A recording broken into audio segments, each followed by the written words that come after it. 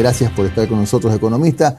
Bueno, yo digo bastante mala la salud de la economía ecuatoriana cuando está proyectado un crecimiento de no más allá del 1.5% y peor si vemos que aún posiblemente sin medir los efectos reales del niño, solo un poco proyectando, el crecimiento será apenas del 0,8%. ¿Estamos en qué situación económica, economista? Bueno, muy buenos días a la audiencia, muy buenos días, licenciado Jairal.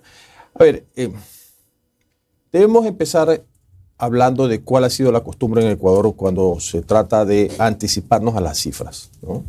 En el mes de octubre del año pasado, nosotros recibimos un informe del Banco Central del Ecuador hablando de una expectativa de crecimiento de más del 3% de la economía en el 2023. Hablábamos de un presupuesto del precio del barril de petróleo, de alrededor de $56, ¿no? Y hablábamos de una expectativa de crecimiento que superaba los 122.000 millones de dólares de la economía durante el año 2023. Ahí yo les quiero llamar la atención a todos los que hacemos opinión pública y económica, que nos estamos olvidando de la teoría ya de alguien que falleció casualmente el 15 de mayo de este año, el doctor Robert Lucas, que fue premio Nobel en el año 1995 y hablaba de esto de expectativas racionales, ¿no? ¿Por qué? Porque todos los agentes económicos nos estamos anticipando a las noticias y siempre eso hace que el resultado final varíe de lo que normalmente esperaríamos de los números fríos. Lo que quiero decir ahora es, bien anoto, se espera 0.8% de crecimiento y yo le digo, ¿y usted se está olvidando del fenómeno del niño? Que ya no es fenómeno porque realmente cada vez y cuando lo tenemos, realmente es un evento. Nos estamos olvidando de qué está pasando en China, qué está pasando en la zona euro, qué está pasando con el mercado norteamericano. China, que es nuestro mayor importador de camarón, está contrayéndose su economía, por ende está afectando los precios. En el momento que afectamos los precios, la balanza comercial de los ecuatorianos se va a sentir perjudicada. Los 7.500 millones, 7.300 millones de exportaciones que se tuvo en camarones durante el año 2022 ciertamente va a ser menor. Entonces, esas expectativas de crecimiento de 0.8% yo diría que están fuera de la raya. ¿Ya? Porque tenemos... O sea, podría ser menor incluso. Por supuesto que puede ser menor. Ya en el mercado norteamericano están pensando muy seriamente cuáles son las implicaciones de la falta de crecimiento económico del resto del mundo, porque no nos olvidemos que los norteamericanos también dependen de sus exportaciones en un porcentaje bastante importante. Ciertamente es una economía deficitaria desde el punto de vista comercial, ¿ya? Pero necesitas que alguien consuma alrededor del mundo para que la economía camine de la forma correcta. A eso ustedes tienen que sumarles que la fuerte participación de la inteligencia artificial sobre el desarrollo y la productividad de todos los eventos en el mundo.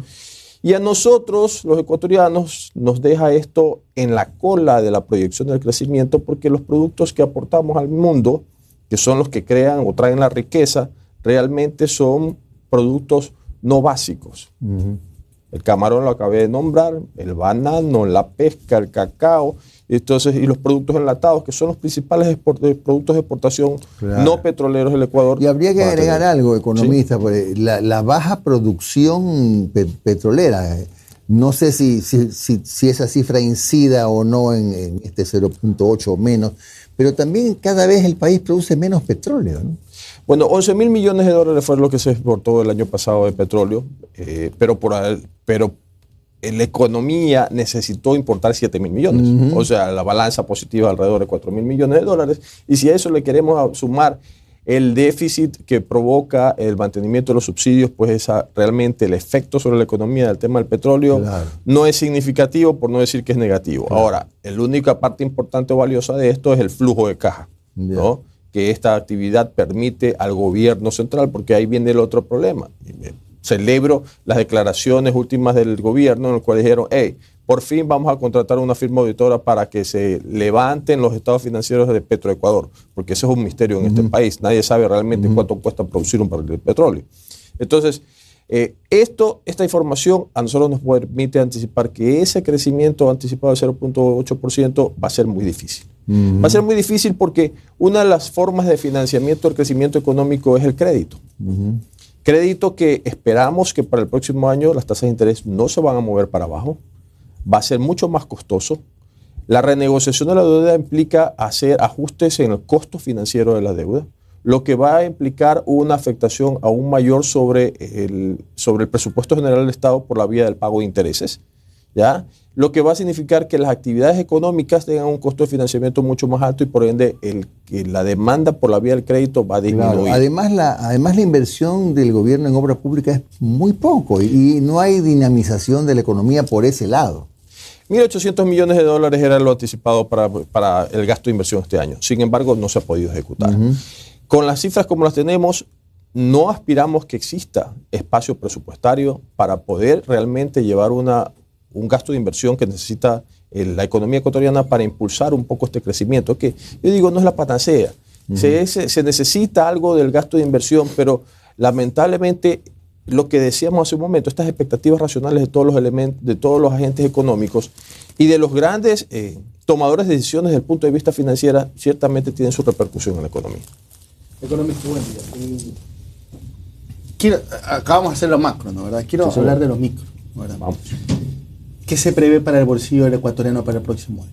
Hablaremos de exportaciones, camarones, pero el bolsillo de la gente, ¿qué vamos a sentir el próximo año? El arroz con menestra que nos interesa, lo que nos interesa a todos los ciudadanos. El nivel de ventas que hoy en día, si usted conversa con los dueños del comercio en todo el país, está bastante caído. Está caído ¿por el tema económico o tema de seguridad? ¿O una mezcla? Hay una mezcla de las dos cosas, ¿no? Lo uno va con lo otro.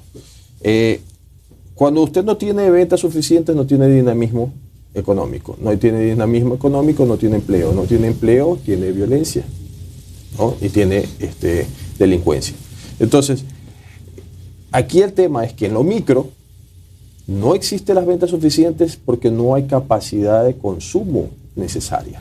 Y no hay capacidad de consumo porque hasta el año pasado este consumo estaba alimentado por las líneas de crédito, valga la redundancia, de consumo del sistema financiero. Ya hoy en día los niveles de endeudamiento de los ciudadanos estaría al tope. De hecho, si revisamos las estadísticas de la Superintendencia de Bancos, tenemos niveles de crecimiento del crédito superior a los niveles de crecimiento de los depósitos.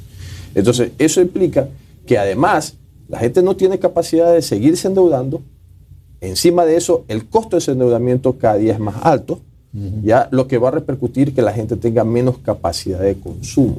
Y si hay menos capacidad de consumo, pues ya en el micro lo que vamos a encontrar es que hay menos posibilidades de tener un trabajo o una fuente de ingresos segura. Una cosita rápida para agregar lo que dice Omar. Hoy día, entre ayer y hoy, me desayunaba con que entre el universo de consumidores a través de tarjetas de crédito, más del 40% solo podemos pagar el mínimo. Sí. Lo cual también es una señal de que la gente no tiene plata. No, más que no tenemos plata, no estamos en la capacidad de generar verdadera riqueza. Eso. O sea, no estamos en la capacidad de generar verdadera riqueza, porque tú dices, ok, si tú tuvieras la capacidad de generar verdadera riqueza, inmediatamente, si tienes una tarjeta de crédito del 16% y necesitas el costo financiero anual y necesitas reestructurar, pues, y tienes capacidad de generar riqueza, buscas la alternativa de un financiamiento del 10 o 11%, ¿no? Claro. O ciertamente haces un plan de pagos y simplemente vas bajando la deuda. Pero eso no ocurre porque nosotros los ecuatorianos no tenemos la capacidad de crear riqueza en el micro y tampoco en el macro. Porque en el macro, entonces regresamos otra vez a las cifras de exportaciones y dices, oye, bueno, esos productos que nosotros exportamos, y cuando tú les preguntas 7.500 millones de dólares en exportaciones de camarones, y tú les preguntas a los camaroneros, ¿y cuánto te están pagando la libra? $1.20 le está pagando un camaronero promedio la libra de camarón. Y te dice, y entonces te dice, y realmente lo que estoy perdiendo en este momento, 15 centavos por libra. Entonces le pregunto, ¿está generando riqueza? No. Está salvando el bache. Sí, y siguen vendiendo para no perder mercados. Para no perder mercados, para no decir aquí cierro la tienda, esperando que el ciclo económico, que los precios se restablezcan un poco, ¿no? Y eso sí, y esa pérdida, no estoy contando el costo hundido de la inversión del bien inmueble o de la maquinaria que se utiliza en la actividad económica. Bueno, economista, es un tema que siempre hemos hablado en esta mesa y creo que a la larga, y creo que todavía no lo entendemos en su totalidad. ¿Qué hacemos con la economía paralela que estamos teniendo en estos momentos? El otro día nos quedamos con la boca abierta cuando veíamos que el 60% de las propiedades en Manaví, se están comprando al contado. Sí. Se están comprando al contado. Sabemos no lo queremos decir, pero sabemos que nos hemos convertido en un paraíso de lavado de activos. Hay personas que me han dicho, sabes que yo quiero comprarme una casita, pero están con unos precios inflados, porque hay gente que sí tiene para ir a pagarlos de contado. Entonces, como que esa aspiración de esa cada vez más pequeña clase media, de tener una vivienda, una casita, se complica aún más. ¿Cuánto afecta realmente esta economía paralela que se tiene en el país? En los años 80, el entonces fiscal Rudolph Giuliani, que después se convirtió en el alcalde de Nueva York, peleó contra las cabezas de las mafias italianas. Detuvieron a todas las cabezas utilizando el método, la ley llamada RICO. Y yo le pregunto, ¿desapareció el negocio de las drogas en Estados Unidos? ¿No? ¿Va a desaparecer de Ecuador? No va a desaparecer. No va a desaparecer porque la realidad es que Latinoamérica en términos generales tiene un problema serio de mala distribución de la riqueza. Y el tema de la demanda y el consumo de drogas a nivel mundial es algo que no se va a detener porque hay una explicación química y biológica de eso. Los seres humanos que no estamos metidos en ese mundo no lo logramos entender, pero los científicos dicen que uno de los problemas que existe con las drogas hoy en día, ya en los mercados, escuchaba, ya en las calles de Ecuador, ya hay el fentanilo. ¿Sí? Entonces, el problema con el consumo de las drogas es que atrapa al cerebro humano. Sí. ¿No? Y en el momento que atrapa al cerebro humano, es un tema químico. Exacto. Entonces, no puedes... Es como de pronto decirle al ser humano que ya no nazca con dos ojos, sino con uno. O sea, definitivamente no vas a poder cambiar esto. El momento que alguien quede atrapado es una economía. Claro. Ahora, ¿qué está pasando realmente en las calles producto de este negocio? Mira, eso es lo que lamentablemente el Banco Central en este momento no tiene el método o los mecanismos para poderlo evaluar. No sabemos realmente cuánto dinero en efectivo esté en las calles. Ese dinero efectivo al que tú bien haces referencia y es el que está alimentando esta burbuja de los bienes inmuebles que se compran en efectivo y que te mantienen esa presión de que los precios altos. Los precios altos, proyectos inmobiliarios de Ecuador que se venden en un 1.800, 2.200 el metro cuadrado. Dice, oye, ¿que estás en Ecuador o estás en Miami? Sí, pues. ¿No? Entonces, dice, ¿por qué esto? ¿No? Porque los que están en el negocio desesperadamente buscan la forma de mantener seguro su... Oiga, economista, no sé si me adelanto a lo que iba a preguntarle Omar, pero elecciones, gane quien gane, en tan poquito tiempo, ¿qué puede hacer para darle visos de mejoría a la economía nacional, para que de afuera vean, bueno, caramba, se están tomando 2, 3 medidas que nos dan un poco más de tranquilidad, vamos a pensar en invertir en Ecuador? ¿Qué puede hacer? ¿Qué milagro económico puede hacer el candidato que gane en las próximas elecciones? A ver, hace un momento hablábamos con Omar, hacemos la referencia. ¿Qué es primero, qué es más importante? Si es el tema de la reactivación o es el tema de la seguridad, ¿no? Y entonces comienza uno a evaluar y dice, ¿qué está pasando en los negocios pequeños? Y por ahí te están cerrando las tiendas porque aparece alguien y les pide una vacuna. Es verdad. No hay el rendimiento para estar manteniendo ese estilo de vida, por decirlo así, o ese modelo de negocio. Hablas con los proveedores del Estado, los constructores, y dicen que en todas las obras aparece alguien. ¿No, verdad? Correcto, así es. Entonces, si usted me pregunta cuál es el primer objetivo que debe cumplir cualquiera que se siente a manejar el Estado ecuatoriano, es tratar de solucionar este problema. Porque una cosa es el negocio de la droga, como negocio, ya otra cosa es esta delincuencia común. La violencia en las calles. Entonces, tú no puedes aspirar que exista el sueño del pequeño emprendedor queriendo levantar un negocio si no le da seguridad. Porque lo primero que va a decir es, yo no voy a trabajar o no voy a reunir el dinero de mi jubilación, ¿no? O de mi retiro, que pensaba invertirlo en el pequeño negocio de mi nieto, ¿ya? Para que vengan unos asaltantes y después se lleven el dinero. O sea, lo urgente es la seguridad. Lo urgente, lo primordial. Sea quien sea que se siente en Carondelet, pues va a tener que trabajar de la mano. Enfocarse en eso. Enfocarse en eso principalmente. Pero ahora, ahí viene la otra parte, ¿no? Exacto. Y ahí viene la otra parte. Dice, bueno, ya, digamos que mañana de pronto esto tiene la seguridad de Bélgica, por decir una cosa así, ¿no? ¿Ya? Entonces, mañana tenemos la seguridad de Bélgica en Ecuador. Hemos transformado esto. Entonces dice, ¿y ahora? Y entonces yo digo, primero, tenemos que pensar que en Ecuador debemos buscar una transformación del modelo de educación para que los ecuatorianos podamos producir bienes con alto valor agregado. Porque el modelo que tenemos definitivamente no permite acumulación de riqueza. Es primario. Por eso, si revisamos las cifras de crecimiento económico en el Ecuador, que es verdad que ya vamos por arriba de los 106 mil millones de dólares, pero ese porcentaje de incremento de crecimiento del Producto Interno Bruto está relacionado de una forma muy cercana, directamente cercana con el crecimiento de los niveles de endeudamiento del país. En otras palabras, hemos crecido gracias al nuevo financiamiento. Entonces, eso otra vez regresamos. Hablábamos hace un momento del tema del financiamiento privado que ha permitido el incremento de la demanda, pero ya esa capacidad se va. La cabeza a flote. Exacto. Entonces, el país ha hecho exactamente lo mismo. Entonces, si nosotros no logramos establecer un método de educación acelerado, transformar la mente del ecuatoriano para producir un bien y servicio con valor agregado, lamentablemente no es si viene el gobierno de la A, de la B, de la C, si va a durar 1 año, si va a durar 5 años, lamentablemente no vamos a poder cambiar el modelo de crecimiento económico si no hacemos algo urgente al respecto. Bueno, gracias al economista Dax Chica Cedeño, muy claro en sus explicaciones. Vamos en futuro cercano a seguir conversando de esta. Dele. En el final.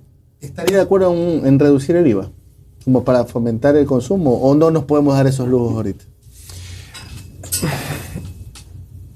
No se trata de reducir el IVA. No, es que ya es algo que lo hemos revisado. Sí. Quiero expresarlo de la forma más correcta. Si tú dices disminuyes el IVA, lo que estás disminuyendo es el flujo de caja del gobierno. Ya. Sí. El problema del flujo de caja del gobierno no es si vas a recibir o no vas a recibir el dinero, sino es cuándo lo vas a recibir. Ya. Lamentablemente el gobierno, para poder tener el dinero y manejar la inversión pública o el gasto gubernamental, necesita el dinero todos los días. Este no es un gobierno que tiene la capacidad de manejo de caja. Ajá. Que un gobierno como los Estados Unidos levanta el teléfono, pone los papeles en el mercado, viene el sistema financiero, aprieta acá y tiene el efectivo y sigue gastando. Eso no pasa en Ecuador. Ecuador coge y hace una emisión, que por cierto es un trámite aquí, hacer una emisión porque tiene que pasar por la asamblea, la capacidad de endeudamiento, que encima tienes topes y techos de endeudamiento, cosas que yo no comparto, pero tienes que pasar por esa parte burocrática y después de eso buscar o pretender que alguien en el mercado te compre. El sistema financiero ecuatoriano realmente no es el que compra la deuda ecuatoriana. O sea, cuando lo compra para una posición de corto plazo. ¿Por qué? Porque la banca ecuatoriana es banca comercial, donde más del 60% de los depósitos tienen vencimiento de 90 días. Entonces no se puede dar el lujo de tener bonos de soberanos que son de largo plazo. Entonces lo que necesita el país, el gobierno para ser exacto, no el país, el gobierno es tener una fuente de flujo de caja constante. Claro. Entonces afectar el IVA lo pones en serios aprietos. Es afectar el flujo. Es afectar el flujo. Gracias al economista Dax Chica Cedeño. Que tenga usted un buen día, economista. Son las 7:27.